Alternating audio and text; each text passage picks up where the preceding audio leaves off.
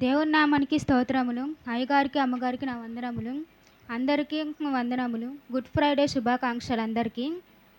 ఈరోజు యేసుక్రీస్తు ప్రభువు పలికిన 7 మాటలో రెండవ మాట నేను చెప్పాలని ఆశపడుచున్నాను.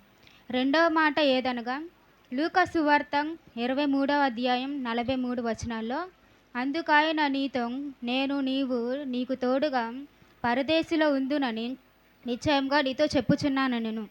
ఈ వాక్యంలో ప్రభువైన యేసు సిలువలోని 2 దొంగలలో ఒకనికి గూర్చి ఈ మాట పలికెను.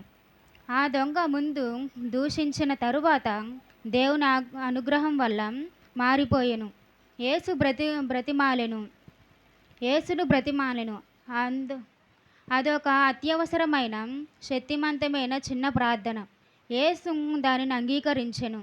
బైబిల్ గ్రంథంలో రకరకాలుగా భక్తులు ప్రార్థించారు. ఆయా పరిస్థితులలో మన ప్రార్థన విధానం ఉండాలి.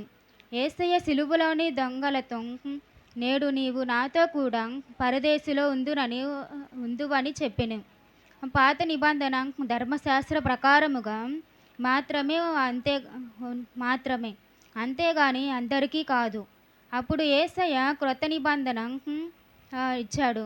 ఈ నిబంధన ప్రకారం మారు మనస్సు, బాప్టిజం, పరిశుద్ధాత్మ అభిషేకం, అపోస్తుల బోధ, రొట్టె విరుచుట, సహవాసం, ప్రార్థనలో ఎడతెగక ఉంటేనే పరదేశంలోనికి వెళ్ళగలము, పరలోక రాజ్యానికి వెళ్ళగలము.